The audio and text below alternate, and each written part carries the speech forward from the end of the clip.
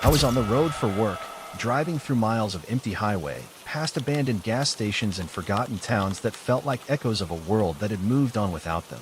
My last stop for the night was a place so small it barely existed on a map, tucked away between long stretches of nothing.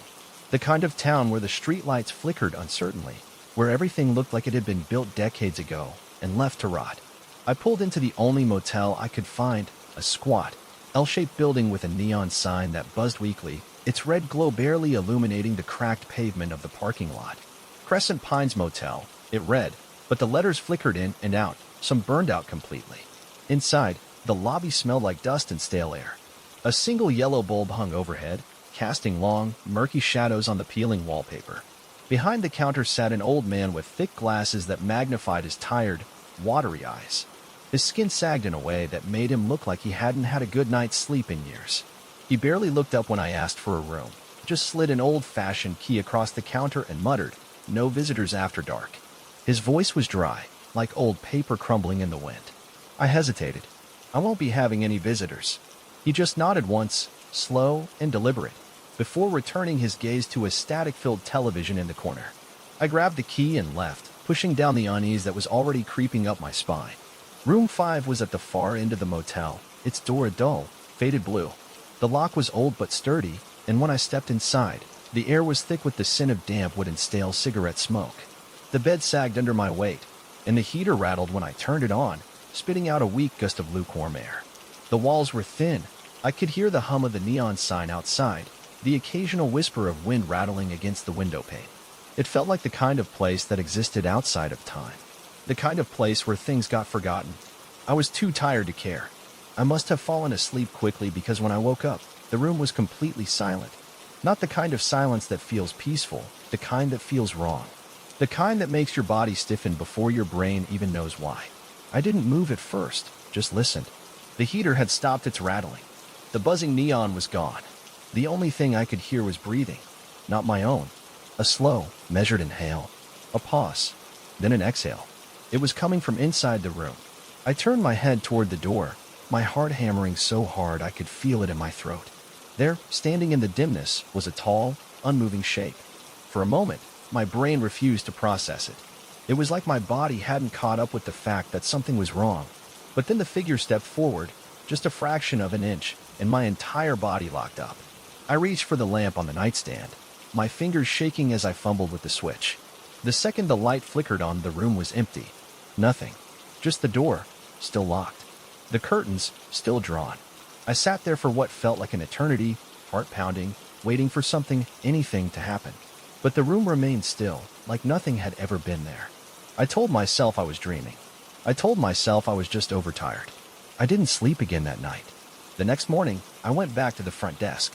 The old man was still there, sitting in the exact same spot, staring at the same static-filled television. I hesitated, then cleared my throat. "Hey, I think someone came into my room last night." He didn't react. I tried again. "Room 5, right?" This time, his eyes lifted just enough to meet mine. He exhaled slowly, nodding as if I had just confirmed something he already knew. "You should leave before nightfall." A cold knot twisted in my stomach. "Why?" He didn't answer right away. He just turned the TV off, the static disappearing into a hollow silence. "Because some doors don't lock the way you think they do." I left that afternoon. I didn't even bother checking out, just threw my bag in the back seat and started driving. I didn't stop until I was 2 towns away. Even then, I couldn't shake the feeling that I wasn't alone, that something had followed me. And that night, when I finally lay down in a different motel, in a completely different town, I heard the floor creak, right next to my bed. Story 2. I still don't know how I made it out of that house alive. I was fresh out of college, desperate for a cheap place to live, and the Craigslist ad seemed perfect. Room for rent in a historic Victorian home, utilities included, cheap rent. The pictures looked nice, the price was too good to be true, and I should have known right then that something wasn't right. But I was young, broke, and eager to start my new job. The landlord, a woman named Mrs. Henley, was already waiting for me when I arrived. She was older, maybe late 60s, dressed in a long floral dress that made her look like she had stepped out of another century. Her pale blue eyes barely blinked as she watched me pull my suitcase up the walkway. "You must be Elaine," she said in a voice that was too smooth, too calm. I nodded. Yeah, thanks again for. No parties. No guests after dark. And don't go in the basement. She said it so quickly, like she wanted to get the rules out before I could ask any questions. I forced a smile. Yeah, no problem. She handed me a heavy brass key, and that was it. No tour, no pleasantries. She just turned and walked back into her room, shutting the door behind her. The house smelled like old wood and something faintly sour, like spoiled milk. The floors creaked with every step, and the Victorian-style wallpaper was peeling in long, curling strips, revealing the damp wood underneath. My room was on the second floor, tucked away at the very end of the hall. The bed was already made, a small wooden desk pushed against the wall beneath a single window. The only light came from a yellowing lamp on the nightstand. It wasn't cozy. It was waiting. That first night, I heard whispers. I was half asleep when I noticed them, a hushed, urgent murmuring just outside my bedroom door. At first, I thought it was Mrs. Henley, but when I strained to listen, I realized there were too many voices, low and distant, like a chorus of people whispering in unison. I sat up in bed, my breath shallow. My fingers tightened around the blanket. The whispers didn't stop. Slowly, I climbed out of bed and tiptoed toward the door. My hand trembled as I gripped the handle and it. Silence. Not the kind of silence that meant the noise had stopped. The kind that meant something was listening. A cold, sinking feeling spread through my stomach, and I backed away, climbing into bed and pulling the blankets over my head like a child hiding from a monster. I told myself it was the old pipes, or the wind slipping through the warped wooden beams. But I didn't sleep. The next morning, Mrs. Henley acted like nothing was wrong. She moved slowly through the house, humming softly to herself as she dusted shelves and wiped the kitchen counters. I wanted to ask her if she'd heard anything last night, but I didn't, because something told me she already knew. I spent the day out, avoiding the house as long as possible. By the time I came back, the sun was already setting, drenching the house in a dark orange glow. I locked my bedroom door that night. It didn't help. 2:43 a.m. Something scraped against my door. My eyes shot open. I turned my head toward the noise, part hammering. A long, deliberate scratching sound, like nails dragging down the wood. Then a tap. A soft, rhythmic tapping against the door. Like knuckles, rapping gently. My body was frozen. I wanted to scream, but I couldn't even breathe. Then the whispering started again. Closer this time. I didn't move. Didn't blink. The tapping stopped. A new sound filled the room. Breathing. Shallow and uneven, just beyond the door. I reached for my phone, my fingers trembling so hard I nearly dropped it. I turned on the flashlight and aimed it at the door. And the doorknob turned. I screamed. There was a sudden scuffling noise, something shuffling away from my door. I lunged forward, locking it, pressing my weight against the wood. Silence. The whispers had stopped. The breathing was gone, but my pulse was still hammering so loudly I could hear it in my ears. I stayed awake until sunrise. The next morning, I stormed downstairs. Mrs. Henley was in the kitchen, calmly stirring a cup of tea. She didn't even look up. Something was in my room last night, I said, my voice shaking. She sipped her tea. No visitors after dark, she said simply. My stomach twisted. Mrs. Henley, what's in this house? She set her cup down carefully, her pale eyes finally meeting mine. Not all the guests leave, dear. I left that same afternoon. I didn't even pack most of my things. I just grabbed my bag and ran. I didn't look back. And I never went back for my stuff. I don't know what was in that house, but sometimes, in the middle of the night, I still hear whispering, right outside my bedroom door. Story 3. There's something wrong with my brother. It started a few months ago, after he came back from that trip to the cabin. He had gone up to the mountains with his friends for the weekend. Just a short getaway, he had said. Nothing crazy. But when he came back, something was off. At first, it was small things. He stopped answering texts as quickly, stopped laughing as much, started sleeping during the day and staying up all night. I figured maybe he just needed time to adjust back to normal life. But then he started standing in the hallway at night. I'd wake up thirsty, groggy, dragging myself to the kitchen for a glass of water, only to see him standing there in the dark, facing the wall, completely still. The first time, I laughed it off. Dude, what the hell are you doing? He didn't answer, just turned his head slightly, like he was listening to something I couldn't hear. Then he went back to his room. No explanation, no reaction. I told myself he was just messing with me. I should have left right then. It got worse. I started hearing scraping sounds coming from his room late at night, like fingernails dragging across wood. Some nights, he would stand in the hallway for hours, just standing there, facing the wall. Other nights, I'd wake up to my door slightly open, even though I was sure I had shut it before bed. One night, I heard him whispering. His door was open just a crack, enough for me to see his shadow shifting in the dim light. At first, I thought he was on the phone, but as I got closer, I realized he wasn't talking. He was repeating something over and over. The same phrase. I let it in. I let it in. I let it in. His voice was empty, hollow. My breath caught in my throat. I slowly backed away, not daring to make a sound. And that's when he stopped whispering and turned his head toward me. The next morning, I confronted him. You were talking in your sleep last night. He didn't look up from his cereal. Was I? Yeah. You said, I let it in. Over and over. He froze for just a second, just long enough for me to notice. Then he shrugged. Weird. That's all he said. That was the last time I tried to talk to him about it. The next week, I woke up in the middle of the night to him standing at the foot of my bed. My body locked up. My throat went dry. I couldn't even move. He was smiling, but his mouth was too wide, like he was stretching his skin, forcing it into a shape that wasn't natural. It wants to meet you, he whispered. I shot up, scrambling backward until I hit the headboard. What the F? Get out.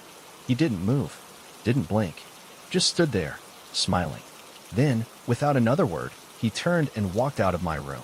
I locked the door. I didn't sleep. The next day, he was completely normal, like nothing had happened. I started avoiding him, stopped being home at night, stayed at a friend's place whenever I could. But one night, I made the mistake of coming back, and I woke up to the sound of my door unlocking. My stomach dropped. I had locked it. I knew I had locked it. The handle turned slowly, and then the door creaked open. He stood in the doorway, smiling.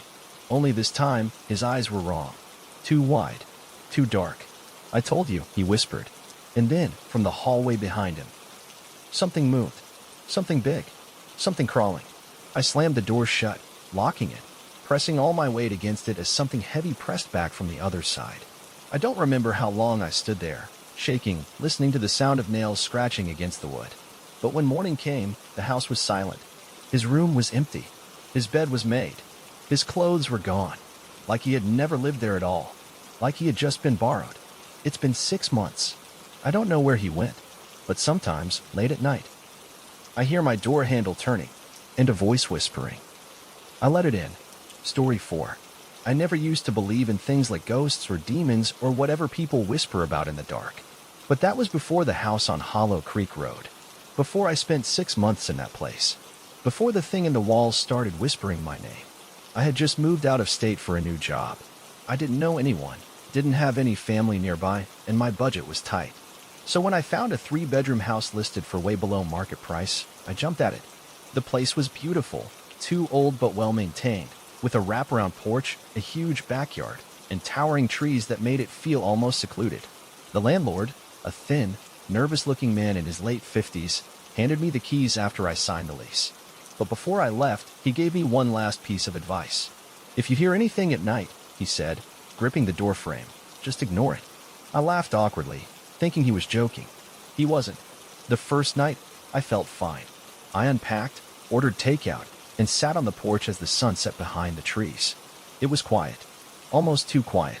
I kept checking my phone, feeling like I had lost service, even though I hadn't. Something about the silence felt unnatural, but I brushed it off. I went to bed early, exhausted from the move. Sometime around 2 a.m., I woke up.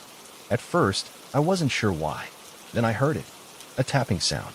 Soft, rhythmic, coming from inside the walls. I lay there, my breath held, ears straining. Tap, tap, tap. Not mice. Not the house settling. It was too deliberate, too steady. I turned on my phone's flashlight and shined it at the wall. Nothing. But the second I switched it off, the tapping started again. I barely slept that night. The next day, I searched the house, looking for any sign of animals, rats, birds, anything. But the house was pristine. No scratch marks. No droppings. Just the walls. And the silence. By the third night, the tapping turned into knocking. Louder. More insistent. And it moved. Started in one wall, then the next. Like someone was walking through the walls, knocking as they went. That night, I didn't sleep at all. A week passed, and things got worse. I started hearing whispers. At first, I thought it was my imagination, just the wind or some weird acoustics from outside. But one night, as I sat on the couch, the whispering got louder. And this time, I could make out the words. It was my name, over and over. Elliot. Elliot, come see. My blood turned ice. I bolted up, turning on every light in the house. No one was there, but the whispering continued, coming from the vents. I grabbed my keys and left the house. I didn't care that it was the middle of the night. I drove aimlessly for an hour, trying to convince myself that I was stressed, that my mind was playing tricks on me.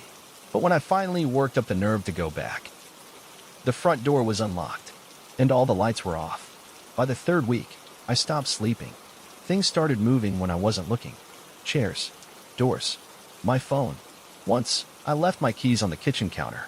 When I went back, they were in the fridge. The voices changed, too. They didn't just whisper my name anymore. They mocked me. Why do you leave the lights on, Elliot? You don't have to be afraid, Elliot. Come see. I set up my phone to record one night. The next morning, I checked the footage. It was just static. But at exactly 3:14 a.m., the audio picked up something. A low, guttural voice that said, "He's listening." I told myself I had two choices, move out or lose my mind. But by then, something wouldn't let me leave. Every time I packed, something went wrong. One day, I woke up with bruises on my arms and legs, finger-shaped, as if someone had grabbed me in my sleep. Another time, I found scratches on the inside of my closet door. I never used the closet. And then came the night I saw it. I had been sitting in bed, my laptop open but untouched. The whispers had started early that evening, right as the sun set. By midnight, they had turned into muffled laughter. I refused to turn the lights off. Then, the knocking started again. But this time, it wasn't in the walls. It was behind my closet door. I stood up slowly, my body screaming at me to run, but my legs refused to move. The knocking continued. Knock, knock, knock. Then, the door handle turned. I dove for the nightstand lamp and switched it off. Sat in the dark, watching. The closet door creaked open an inch. Then two. Then, something moved inside. A shadow. Tall. Then had an unnatural angle. Its head was too wide. Its mouth was too open. And its eyes. There were too many of them. I don't know how long I sat there, frozen. It watched me. And then, it smiled. The door slammed shut. The whispers erupted into laughter. I grabbed my car keys, my wallet, and ran out of the house.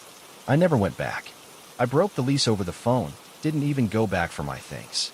The landlord didn't argue, just sighed and said, "I understand." That was 6 months ago.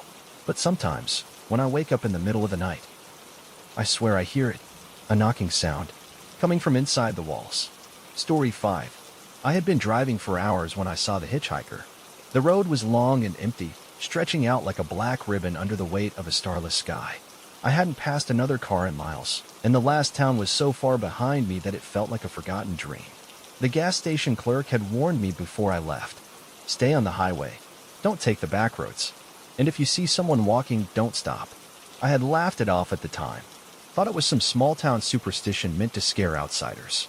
But then I saw him, standing on the side of the road, motionless, in the glow of my headlights. His clothes were tattered. His skin looked too pale, almost gray in the artificial light. His hair hung in damp strands over his face, and even though he wasn't moving, I felt like he was waiting. I should have kept driving. I should have listened to the clerk. But my foot hesitated on the gas. And that's when he smiled. I don't remember making the decision to pull over. 1 second, I was gripping the wheel, and the next, I was rolling down the window. The air outside was wrong. Too cold for a summer night. Need a ride? I asked, my voice too loud in the silence. He grinned wider, revealing teeth that were too sharp. "I've been waiting for you." My stomach dropped. Something about the way he said it, so calm, so certain, made every instinct in my body scream. I forced a laugh, gripping the steering wheel tighter. "Well, that's creepy." He took a step closer. I could smell him now. Damp earth, rusted metal, like something that had been buried for too long. "You're going the wrong way," he whispered. I didn't move, didn't blink. The highway was empty behind him. No cars, no houses, just miles of darkness. I cleared my throat. "I think I'm good, man." He didn't react, just tilted his head, like he was listening to something far away. Then he took another step forward. "You shouldn't be out here." I slammed my foot on the gas. The car lurched forward, tires screeching against the pavement. For a split second, I saw his smile stretch wider than any human mouth should. Then he was gone. My hands were shaking when I reached the next gas station. The clerk, a different one this time, barely glanced up as I stumbled inside. "You saw him, didn't you?" I swallowed hard. "Who?" She sighed, wiping her hands on her apron. "The hitchhiker." My throat felt tight. "You mean he's real?" She met my gaze then. "He used to be." A cold shiver ran down my spine. "What do you mean?" She nodded toward the road. "People pick him up sometimes. They don't come back." My stomach turned. I thought about his too wide smile. The way he knew my name. The way he was waiting for me. I didn't ask any more questions. I just got back in my car and drove. And when I glanced in the rearview mirror, I saw him sitting in the back seat.